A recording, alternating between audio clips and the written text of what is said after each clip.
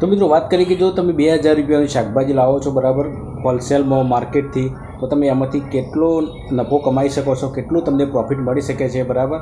તો એ વિશે આપણે આજના વિડીયોમાં વાત કરીશું. તો વિડીયો પૂરો જોજો, બહુ જ માહિતી છે આની અંદર સારી એવી બરાબર. તો તમને ખૂબ મજા આવશે અને તમને જાણવા મળશે. અને જે લોકો નવા સ્ટાર્ટઅપ કરવા માગે છે, શાકભાજીનો વેપાર શરૂ કરવાની જે લોકો મનસા કરી રહ્યા છે, વિચાર કરી રહ્યા છે, તેમના માટે ખાસ આ વિડીયો છે બરાબર. તો વિડીયો શરૂ થઈને એન્ડ સુધી જોજો, ચેનલને સબસ્ક્રાઈબ કરી દેજો. ચાલો વિડીયો શરૂ કરી લઈએ. મિત્રો હું આ વિડીયોમાં તમને મારો પોતાનો અનુભવ શેર કરીશ બરાબર. હું ડુંગળી બટાકા પણ વેચું છું અને લીલી શાકભાજી પણ વેચું છું, સાથે સાથે ફ્રૂટ પણ વેચું છું. તો આ બધાનો તમને આમાં સારો એવો તમને મારો અનુભવ આપીશ બરાબર.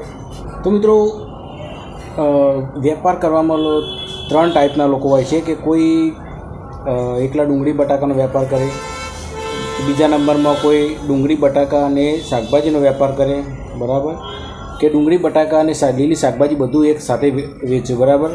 તો હું તમને બધું અલગ અલગ રીતે તમને સમજાવું. તો સૌથી પહેલાં વાત કરીએ કે તમારે જો ડુંગળી બટાકા વેચવા છે, તેમાંથી તમે 2000 રૂપિયામાં કેવી રીતે ધંધો કરી શકો અને કેટલો તમને પ્રોફિટ મળે બરાબર. તો મિત્રો સૌથી પહેલાં હું તો દરેકને એક જ સજેશન આપીશ કે જો તમારી જોડે ઓછી મૂડી છે તો તમે 2.5 કિલો શાકભાજી લઈને વેપાર કરો બરાબર. તો એમાં પણ સારું પ્રોફિટ મળશે. અને સાથે સાથે જેની પાસે વધારે પૈસા છે એ લોકો હોલસેલમાં જ ખરીદી લો, બલ્કમાં ખરીદી લો બરાબર. એટલે 20 કિલોનું પાઉચ ખરીદી લેવાનું શાકભાજી હોય તો, ડુંગળી બટાકા વેચતા હોય તો આખું કટ્ટું ખરીદી લેવાનું બરાબર. તે તમને રિઝનેબલ પ્રાઇસમાં મળી જશે. અને પેલામાં તમને થોડું મોંઘું પડશે બરાબર. પણ જો તમારે 2.5 કિલો લઈને વેચવું હોય તો તમે એમાં પણ જે પ્રમાણે ભાવ લાયક હોય તમે વેચીને તમે એમાંથી પણ સારા પૈસા કમાઈ શકશો. અને જો હોલસેલમાં લાવશો તો એમાં પણ તમારે સારું જ રહેશે પ્રોફિટ તો બરાબર. એમાં પ્રોફિટ વધારે મળશે અને માલ પણ એની સાથે વધારો હોય તો તમે વિચારો એટલો તમે પ્રોફિટ તમને મળી રહેશે. મિત્રો જો તમારે 2000 રૂપિયામાં શાકભાજીનો ધંધો શરૂ કરીને એમાંથી સારો પ્રોફિટ મેળવવો હોય બરાબર, 2000 રૂપિયામાં તો થોડું કાઠું છે, કારણ કે અત્યારે શાકભાજીનો જો હોલસેલમાં તમે કરવા જશો તો 2000 રૂપિયા તો તમને મિનિમમ 2 થી 3 20 કિલોના પાઉચ જ મળી રહેશે, અલગ અલગ 2-3 શાકભાજીના બરાબર. પણ જો તમે એમાં 5-5, 10-10 કિલો જો ખરીદશો બરાબર તો એમાં તમને 5, 6, 7 આઈટમ મળી રહેશે બરાબર. અને જે સસ્તી હોય એ તમને વધારે મળી રહે બરાબર. બાકી જો ડુંગળી બટાકાનો વેપાર કરવો હોય તો તમને હોલસેલમાં એક કટ્ટું તમને આવી જશે બરાબર. અત્યારના ભાવ પ્રમાણે અત્યારે તો ડુંગળીનો ભાવ થોડો ટાઈટ છે અને બટાકાનો ભાવ તો નોર્મલી જ છે બરાબર, 10, 12, 13 રૂપિયા. તો 2000માં થોડા ઉમેરીને તમે એક કટ્ટું ડુંગળી બટાકાનું લાવીને વેચી શકો છો. અને જેમ મેં તે દિવસે બતાવી દઉં કે 950 રૂપિયામાં એક દિવસમાં એમાંથી કમાણે તો એક કટ્ટામાંથી, તો એ રીતે તમે એમાંથી પણ ડબલ પૈસા કમાઈ શકશો બરાબર.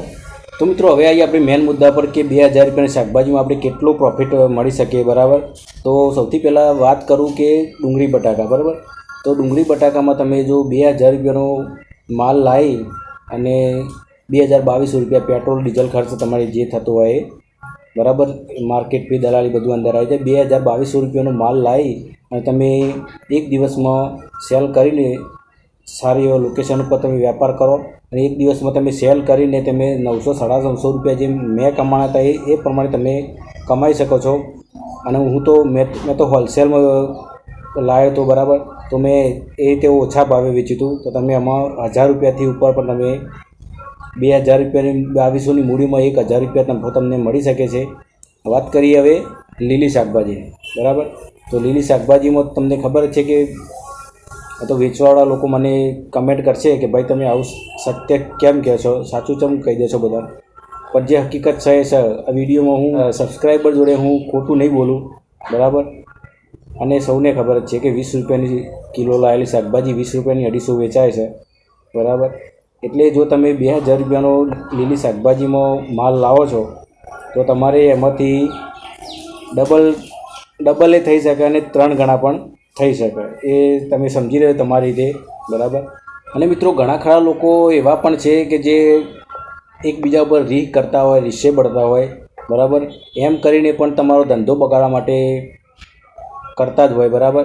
અત્યારે હાલ તમે જુઓ, હું અત્યારે જે વિડીયો રેકોર્ડ કરું છું તો તમને બેકગ્રાઉન્ડમાં તમે સંભળાતું છે 3 કિલો ડુંગળી. તમે સાંભળો.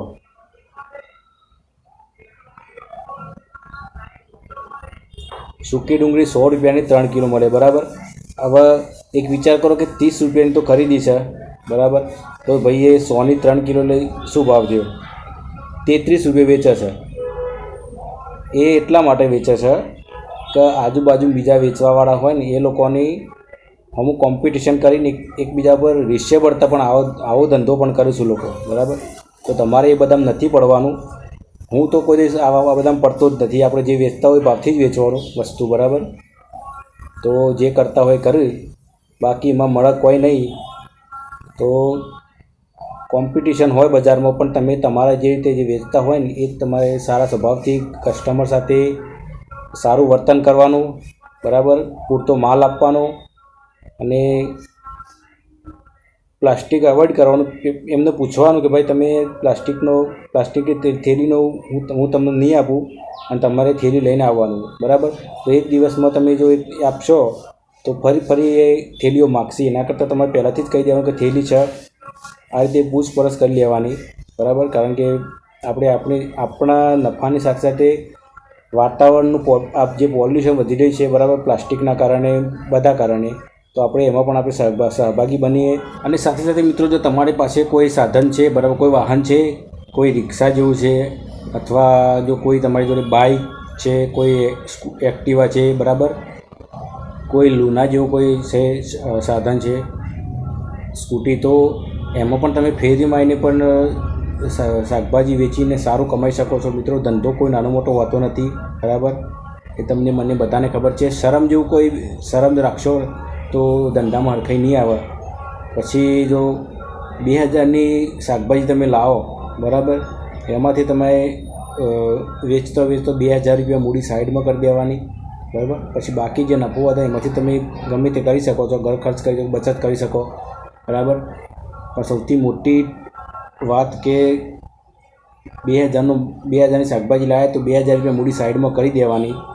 નહીં તો તમે જો વારે ઘડીએ મૂડીનું સેટિંગ નહીં કરી શકો અને ધંધામાંથી તમારે ઘેર બેસવું પડશે, બરાબર. બાકી કોઈને આપવાનું નહીં, બરાબર. હા, કોઈ ઇધર માગવાવાળું કોઈ આવ્યું હોય તમે એને આપો, બરાબર. એ એક બે વસ્તુમાં આપો તો એ કોઈ ઘટી નહીં જાય. બાકી કોઈને આપવાનું નહીં. તો મિત્રો, આ ઘણી બધી વાતો છે શાકભાજી વેપારમાં, બરાબર. જો હું તમારી સમક્ષ શેર કરું છું. તો મેન વાત એ છે કે જો તમે શરૂ કરવા ઈચ્છતા હો તો આજે શરૂ કરી દો, બરાબર. કારણ કે સમય કોઈની રાહ જોઈને ઊભો રહેતો નથી. અને જો તમે 2000 રૂપિયાનો માલ લાવશો તો સાહેબ, હું મારા દિલથી કહું છું, મેં પોતાનો મારો અનુભવ તમને બતાવું છું કે 2000 રૂપિયાને તમે જો ડુંગળી બટાકા લાવો, શાકભાજી લાવશો, બરાબર, તો તમને એમાં 2000ના માલમાંથી 1000 રૂપિયા તો 100% પ્રોફિટ તમને મળશે જ, બરાબર. એમાં લીલી શાકભાજીમાં વધારે મળે, બરાબર. અને જો તમારે એવો એરિયા હોય કે ભાઈ એ જગ્યાએ લીલી શાકભાજી ઓછી હેડે અને તમે લાવો ને સુકાઈ જાય એવી તમારી ચિંતા હોય કે ભાઈ લીલી શાકભાજી લાવીએ ને સુકાઈ જાય, બધી ના વેચાય, બરાબર. કોઈને આવું હોય તો થોડી લીલી શાકભાજી લાવો અને ડુંગળી બટાકા વધારે લાવો, બરાબર. જો ડુંગળી બટાકા વધારે લાવશો તો એ બગડશે નહીં, કશું થશે નહીં એના, બરાબર. તો એમાં તમારો પ્રોફિટ ખોવાઈ નહીં જાય, બગાડ નહીં થાય, બરાબર. તો શાકભાજીનો ધંધો બેસ્ટ ધંધો છે. 2000 રૂપિયાના માલમાં તમે 3000 રૂપિયા, 3200 રૂપિયા, 3500 રૂપિયા કરી શકશો આસાનીથી, બરાબર. તો આ રહ્યો તમારો પ્રશ્નનો જવાબ કે 2000 રૂપિયાના માલમાંથી તમે 1000, 1200, 1500 રૂપિયા એની ઉપર નફો કમાઈ શકો છો, બરાબર. તો આજનો વિડીયો તમને કેવો લાગ્યો, કેવો ગમ્યો, મને કમેન્ટમાં કહેજો. અને તમારો કોઈ પણ પ્રશ્ન હોય તો તમે મને કમેન્ટમાં જરૂર કહેજો. અને મિત્રો, તમે ગમે તે શાકભાજી લાવો, બરાબર, પણ ડુંગળી બટાકા તો તમે સાથે રાખજો જ. કારણ કે બટાકા શાકનો રાજા છે અને ડુંગળી શાકની રાણી છે, બરાબર. દરેક શાકની અંદર ડુંગળી બટાકા ભળી જાય તો એ તો કોઈ બી ટાઈમે અડધી રાતે પણ એનો વેપાર થાય, બરાબર. તો ડુંગળી બટાકાનો વેપાર તો તમે જરૂરથી કરજો શાકભાજીની અંદર, બરાબર. તો ચલો મળીએ નવા વિડીયોમાં. ત્યાં સુધી જય માતાજી, જય શ્રી કૃષ્ણ. આપનો દિવસ શુભ રહે. જય માતાજી, જય શ્રી કૃષ્ણ.